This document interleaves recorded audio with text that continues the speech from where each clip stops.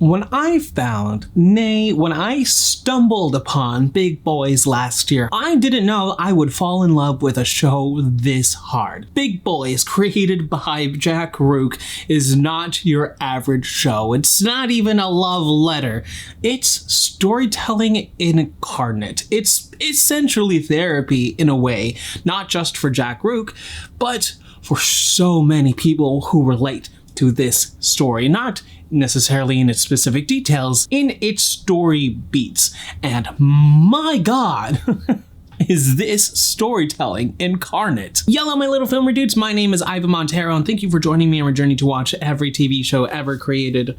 Not really, but we are going to get close. Let me ask you a question. Have you ever watched or read something with a character that is basically it's you? Somehow they've either lived your life or have had similar beats in essence. In any case, that character is somehow you. That show, that book is your show. It's your book. It's your story. Now, for the longest time, I've not really had a show like that for me. I've had many shows come close to it. Home Economics with Tom, Modern Family with Mitchell Pritchett, Schitt's Creek with David, but none of them were really me or shows that I could say that that's me. That's my show. I just really love them. Then came along Big Boys, a beautiful show about self-discovery, comedy, and grief. And if you know me at all, I love me a good story about grief. Not many people do, but damn it, you got my attention. Mainly because I have been through heartbreak and many types of grief and healing.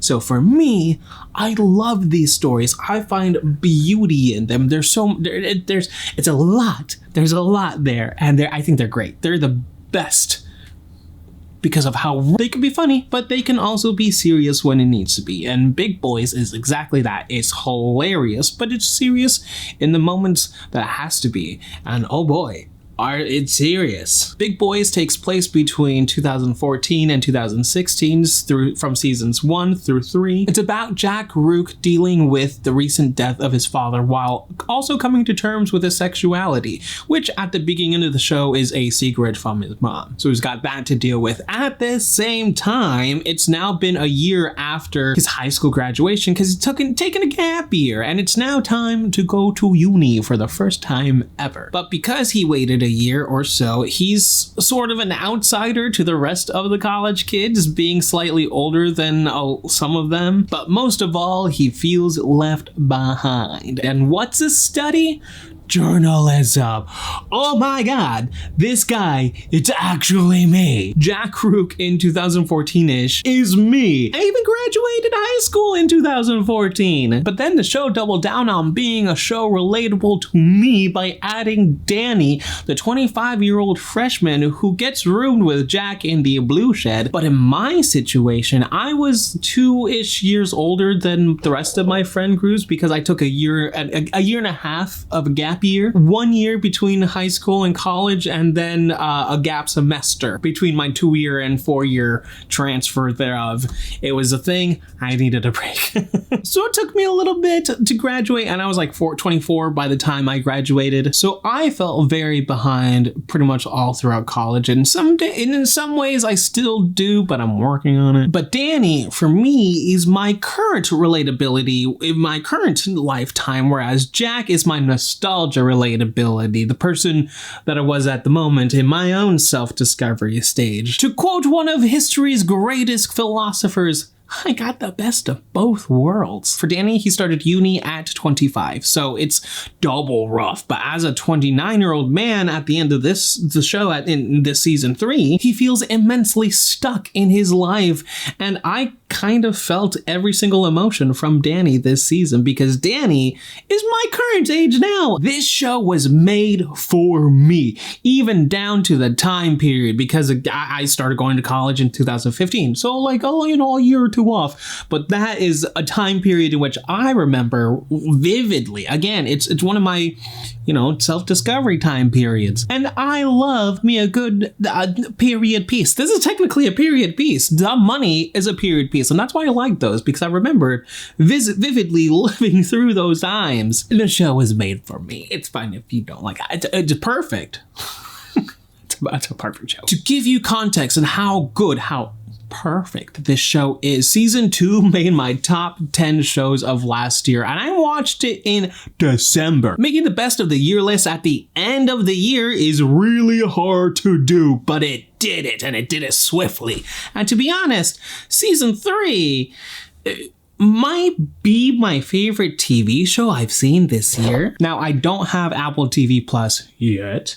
I'll be getting that at some point later this year because I do want to watch Severance. I do want to watch this studio. So there's that disclaimer right there. I don't have Apple TV Plus, and I never have before this. However, personally, like for me personally, this is likely my favorite show of all freaking time, purely because of both the writing and what the show actually is about, which is very spoilery, and it's a big twist if you don't already know Jack's personal story, like myself. So I won't be going into details, and if you don't know his personal story, I say don't look it up and then watch the show, because it's all part of the story, it's all part of the twist. But just now, I can't fully explain myself because of spoilers. Just trust me. Now, I won't say who the show is about, but it's not who you think it's initially about. That's all I'll say. Now, I picked up on it very early, and I assumed that things would go differently. Again, I can't even go into what I assumed where things would go, because in retrospect, I think that might have been Jack's intention, because that twist in season 3 is just so jaw-dropping. It's a shock. It took me about 2 days to fully process. I had to watch the episode twice because it was a lot. It's a lot. But it's in that twist that you realize what this show is actually about and who it's actually about. And I am just in absolute awe at the magnificent writing that Jack Rooke and his crew pulled out of their magical asses. Jack Rooke is easily my favorite creator of all time. Like, this, holy freaking cow. I mean, it's a famous phrase, no notes, but I mean that seriously. There are no notes. It's perfect. And why do I think it's perfect? Because he as in Jack is using writing and storytelling for how it was intended, for healing. And honestly, I'm proud to have this show in existence. I'm proud that this show exists today and that I have seen it. And I saw it on my own without other people, but I'm trying to convince all of you to go watch it. It is beautiful. Here's the thing. This is an LGBTQ show where the focal point isn't overtly being gay. It handles these things, these storylines naturally, and it's very well done. Finally, an LGBTQ show where it feels normal, as awful as that may seem to say, but that's as truly how awful the portrayals have been. Literally, nearly any gay media, I'm either offended or turned off because of how over the top LGBTQ people are portrayed. But not all of them are like that, and Big Boys points that out gorgeously. And now I can say Big Boys is my show. Jack is it. Jack is me. I love Jack so much. I truly see myself in him a lot. He's 100% me. Yeah, the quirkiness, the nerdiness, he's adorable, and I love him. He's great. If I could describe this show in one word, I've been saying it all throughout this review, it's perfect. My God. Absolutely perfect. And I don't mean that figuratively I mean that in actuality, in every regard, every area of this show, it is perfect. It will make you laugh. It will make you cry. I know I sobbed for about an hour each season, so you might want to keep those tissues handy. Seriously, I warn you. You'll be in a glass case of emotion. Jack Rooke, you brilliant man! The last thing I want to say is that I read an article very quickly. I was at work, so I didn't have that much time, but I read an article where Jack Rooke says that his therapist said that they think Jack's show show, Big Boys, might be Jack's closure for these events that transpire in the show. And I find that beautiful because therapy is severely important, but it's easily ignored by everybody. So to have these types of shows that highlight the need for seeking help and properly processing grief, it almost works like therapy in of itself, but it also encourages therapy, I would say. Jack, Rooke, if you are watching this, though I wasn't nearly feeling anywhere near like Danny was, I still felt like quitting my dreams this year, probably towards the end of this year. But this show, it brought me back. And the way that you inspire writing and filmmaking and creating is tremendous. And I want to thank you. I want to thank you. I want to thank Ollie. I want to say you done well. And I think you've made him proud.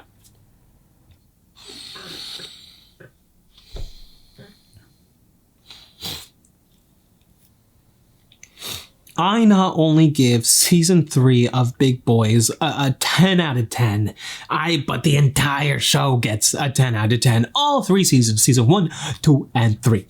10 out of 10. Never have I ever seen a perfect show, a more perfect show. Please watch it. It's on Hulu. My social media links are in the description below. Leave comments in the comments below. What did you think of this show? No spoilies. Don't you dare spoil what happens, cause that would be a crime, and I'll delete it.